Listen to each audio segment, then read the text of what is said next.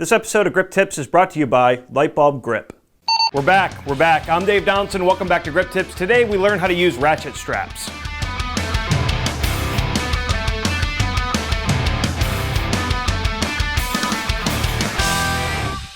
Now, I feel like a lot of you are going to comment already, why did I make an episode on ratchet straps? I actually got this by popular demand. I got about 20 messages that said, would you please do a tutorial on ratchet straps? I'm sick and tired of explaining it to other people, and other people are just confused because they've never used one before. So here we go. Now, ratchet straps' primary use is to strap things down in the back of a truck, but we also use them for other things such as building a menace arm or car rigging. To use a ratchet strap, press down the release mechanism so that you can move the tightening lever to the closed position. When in the closed position, you want to look at the elbow and make sure that the opening in the cylinder is easily accessible on both sides. If not, open and close the ratchet until it is. Now that the prep is done, we'll take our hook on our ratchet side and hook whatever it is that we want our first anchor point to be. Then take our strap side and face the hook the opposite direction of the lever side. You also want to make sure that you have easy access to the lever. You can see here in this example that the hooks are facing the load that I'm trying to strap down and the lever is on the opposite side. Then we'll pass our strap through the cylinder elbow joint, yep, that's a technical term, entering the opposite side of the lever side and pull the rest of the strap out towards you.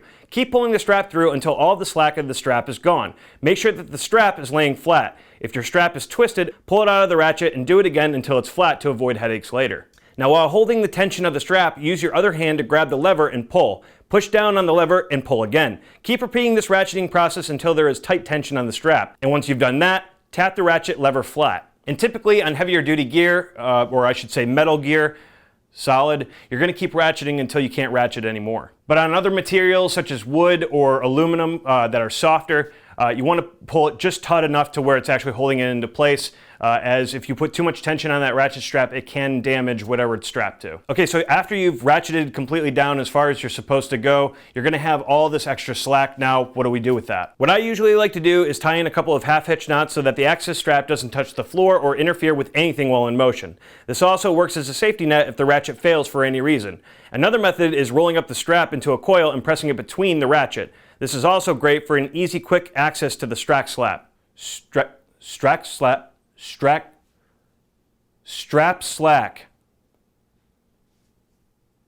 Moving on. And this next method has kind of a dirty name to it, but I might use it more often because it kind of works like a half hitch. If the ratchet fails, it's there to back it up, but also it makes it really easy to grab all the excess slap.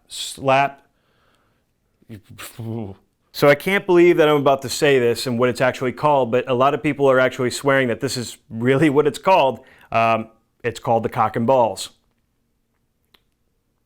We take you there. Brandy Tannehill sent me this video of her demonstrating it, and she starts it off with the ratchet already strapped down, and the slack of the ratchet is coiled up just like you would with a stinger over.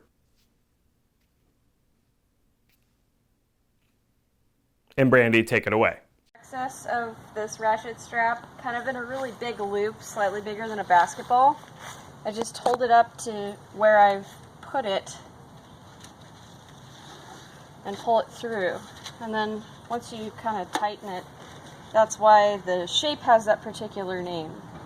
Once that's done, you can take the excess here and just do a quick tie if you've left enough, which I have not, but that's helpful for wind turbulence if you're tying off in a pickup truck or something. Otherwise, you can just leave it like this if it's in the back of a grip truck and you don't run into any problems. And then when you need to undo it, it's just go. Brandy, thank you so much for showing us your cock and balls. I do appreciate it, but we're going to move on. Let's talk about how to release a ratchet strap. To release the tension on it, you will squeeze the release on the lever and open it up all the way to the other side.